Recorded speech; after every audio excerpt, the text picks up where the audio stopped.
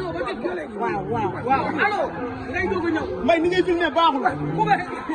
soo def caméra yi. wuyu ma Mass. ma def. bu caméra yi jógee rek ngeen dindi. mbay defal nii.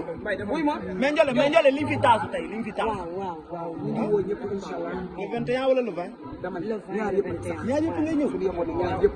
waaw parce que fi yàlla xewlee dafa mu ñëw jàppale ko jàmbaar la ci góor vraiment muy nit ku baax koo xam ne ku mu woo di nga ko gis léegi daal dama leen di jox mais Ndiolé sa digganteeg Viviane parce que gis nañu vraiment complicité bu rafet ak kii bu rafet ñëw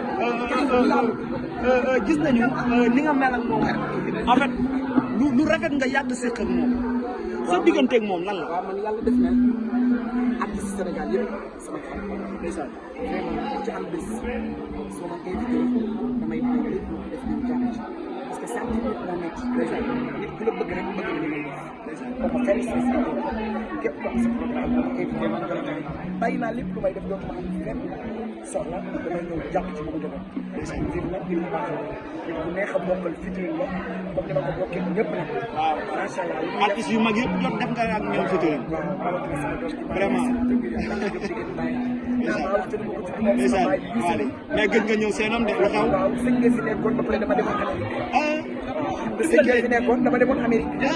waaw xam nga ne waale.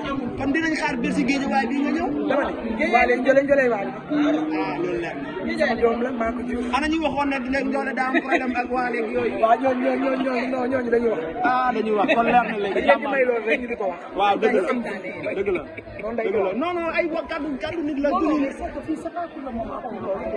ñun Wally Seck suñu Wally Seck.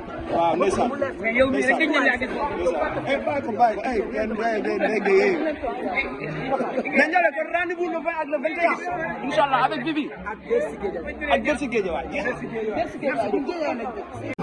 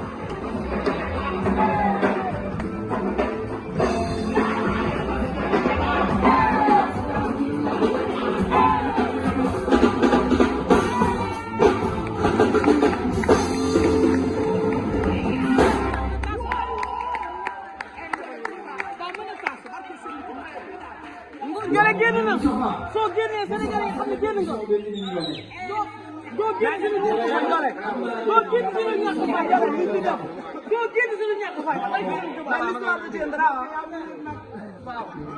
waaw